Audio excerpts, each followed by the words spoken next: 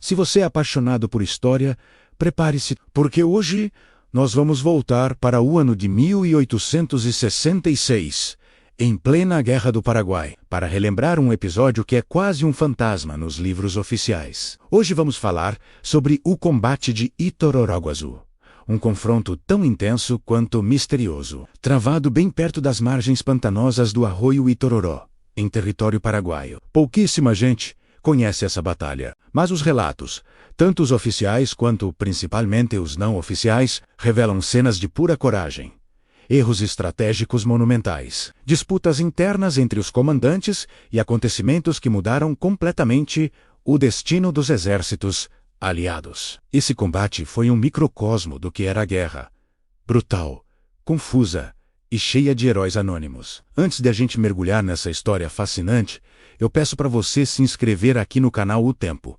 Conta é rapidinho, de graça, e você ajuda a gente a continuar trazendo essas histórias que merecem ser contadas. Aqui, a história ganha vida. Vamos entender o cenário da época. No segundo semestre de 1866, a situação para a Tríplice Aliança com Brasil, Argentina e Uruguai era delicada. O avanço aliado tinha simplesmente parado depois da desastrosa e sangrenta Batalha de Curupayty, em 22 de setembro.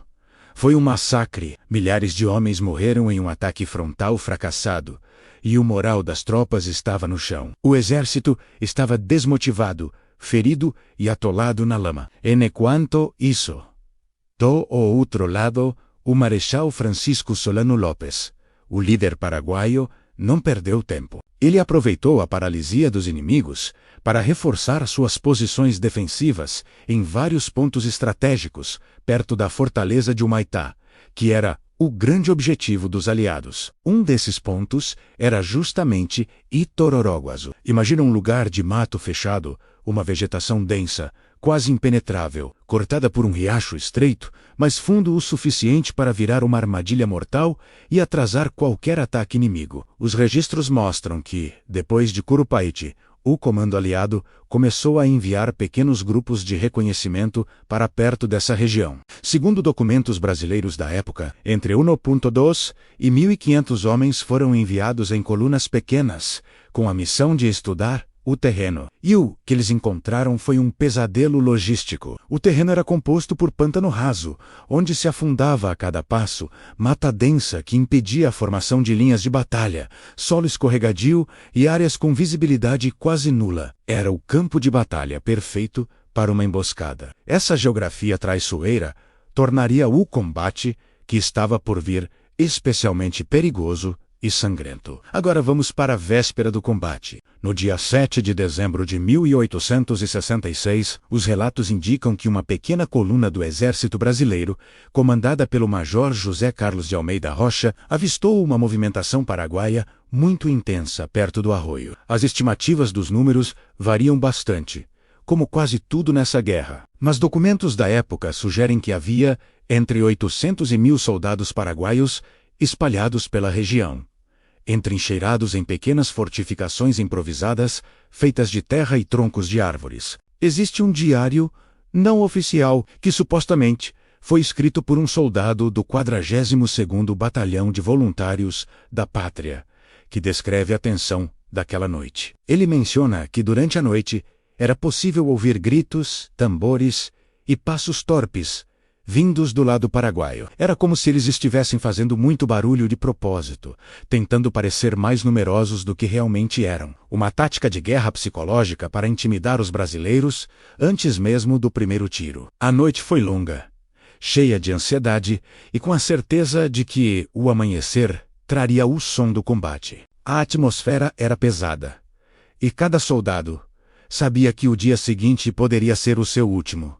E o dia chegou. Na manhã seguinte, 8 de dezembro de 1866, por volta das 6 horas, os aliados decidiram agir e iniciaram a travessia do arroio Itororó. Mas havia um problema gigantesco. Chuvas muito fortes durante a noite anterior transformaram toda a área num lamaçal. O solo virou uma pasta grudenta, e vários soldados se afundavam até o joelho na lama, a cada passo que davam, tornando o avanço lento e exaustivo. Foi exatamente nesse momento de vulnerabilidade que começou o ataque surpresa paraguaio. Sob o comando do capitão Bernardino Gonzalez, cerca de 300 guerreiros guaranis, escondidos na vegetação da outra margem, abriram fogo contra a coluna brasileira. A emboscada pegou todo mundo desprevenido. O barulho foi ensurdecedor. E a confusão, total. O tenente Francisco de Andrade, que liderava a vanguarda, a ponta de lança do ataque, teria sido um dos primeiros a cair, atingido por um tiro no peito, logo no primeiro minuto de combate. Por cerca de 40 minutos, a batalha ficou travada ali, naquele ponto. De um lado, os brasileiros tentando desesperadamente atravessar o riacho sob fogo pesado. Do outro, os paraguaios, posicionados no alto de uma pequena elevação, atirando de cima para baixo, com uma vantagem tática clara, a fumaça densa dos rifles de pólvora negra tomou conta do lugar, deixando a visibilidade quase nula. Era um caos de gritos, tiros e homens caindo na água e na lama. Um relato não oficial, preservado em arquivos em Assunção, no Paraguai, traz um detalhe assustador. Ele diz que os paraguaios usaram flechas untadas com veneno leve no início da batalha. Essa era uma prática controversa e que nunca foi confirmada pelos arquivos oficiais brasileiros, mas que adiciona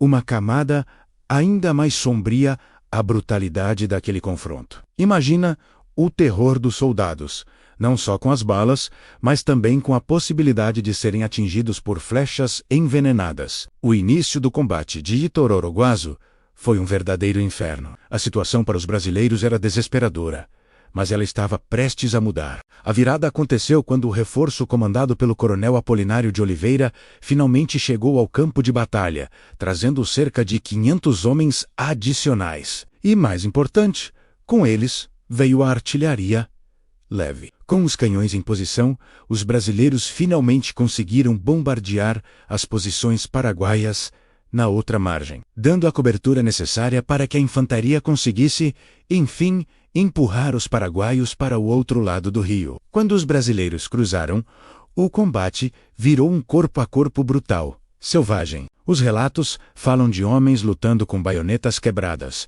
usando as coronhas dos fuzis como porretes e até golpes de facas improvisadas. A luta era desesperada.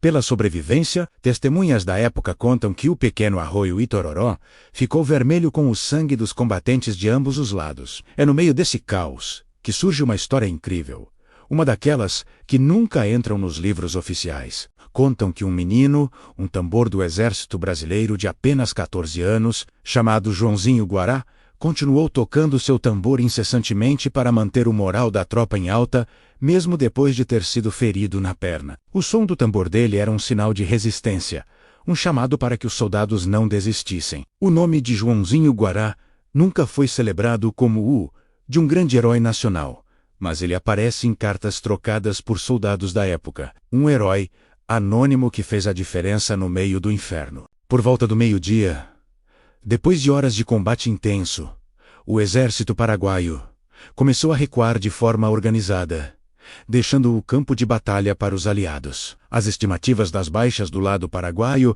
são de aproximadamente 120 mortos, 80 feridos e cerca de 40 soldados capturados. Do lado aliado, a vitória custou caro. Estima-se que foram 82 mortos, 130 feridos e dezenas de desaparecidos, muitos deles provavelmente levados pela correnteza forte do arroio ou afundados no pântano. Apesar de ter sido uma vitória tática dos aliados, que conquistaram a posição, o combate não trouxe nenhuma vantagem estratégica definitiva. O terreno conquistado era minúsculo, difícil de defender e não representava um avanço real em direção à fortaleza de Humaitá. Mais tarde, relatos não oficiais de prisioneiros paraguaios indicaram que a intenção de Solano Lopes com essa batalha nunca foi vencer ou segurar a posição a qualquer custo. Ele queria apenas testar o moral aliado naquele ponto, ver se os brasileiros ainda tinham força e vontade para lutar depois do desastre de Curupaiti. E nesse sentido,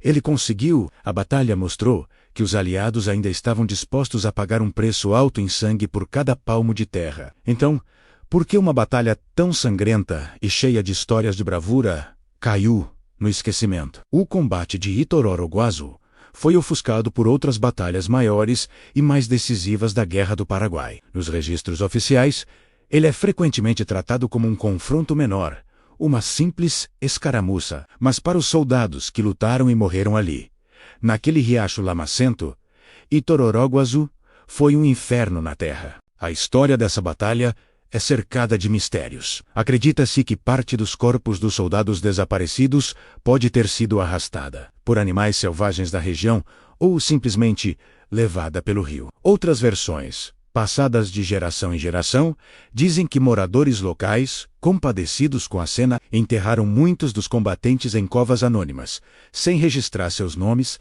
apenas para dar um enterro digno àqueles homens. Até hoje, a região ainda guarda os segredos daquele dia. Arqueólogos e historiadores que exploram a área encontram vestígios do combate espalhados por toda parte. Pedaços de baionetas enferrujadas, restos de uniformes, esporas de botas e até munição não detonada, que ainda representa um perigo. Cada objeto encontrado é um elo perdido com o passado, um testemunho silencioso da coragem e do sacrifício dos homens que lutaram em Itororó.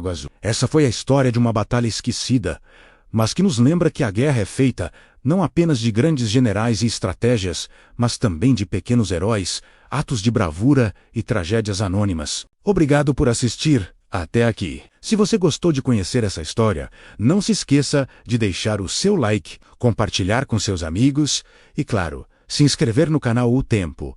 Conta para não perder nenhum dos nossos próximos vídeos. Até a próxima!